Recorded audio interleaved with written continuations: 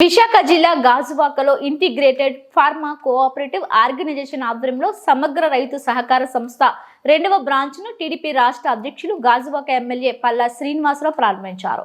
ఈ సందర్భంగా state project director P Srinivasarao మాట్లాడుతూ మహిళలను ఆర్థికంగా అభివృద్ధి చేయడం సంస్థ ముఖ్య ఉద్దేశమని అన్నారు.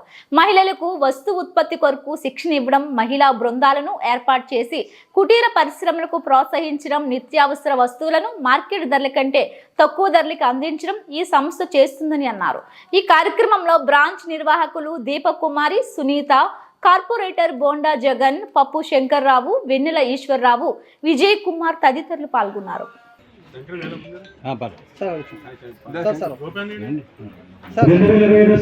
ప్రారంభించడం జరిగింది. ఇప్పటికే గాజువాక జిల్లా కార్యాలయం మురళీనగర్లో ప్రారంభించడం జరిగింది. రాష్ట్ర వ్యాప్తంగా దాదాపు 8 జిల్లాల్లో సమగ్ర రైతు మరియు సహకార సంస్థ అనేక సంక్షేమ కార్యక్రమాలని రైతులు మరియు మహిళల యొక్క ఆర్థిక అభివృద్ధి కొరకు చేపడుతుంది. ఈ సంస్థ ఇప్పటికే విజయవాడ కేంద్రంగా మన రాష్ట్రంలో 8 జిల్లాలు మరియు భారతదేశం వ్యాప్తంగా 4 రాష్ట్రాల్లో ఆంధ్రప్రదేశ్, తెలంగాణ, కర్ణాటక మరియు ఒడిశా రాష్ట్రాల్లో ఈ సేవలు అందించడం జరుగుతుంది. పూర్తి ఆర్థిక సహకారాన్ని సంస్థ ద్వారా ఇవ్వడం జరుగుతుంది.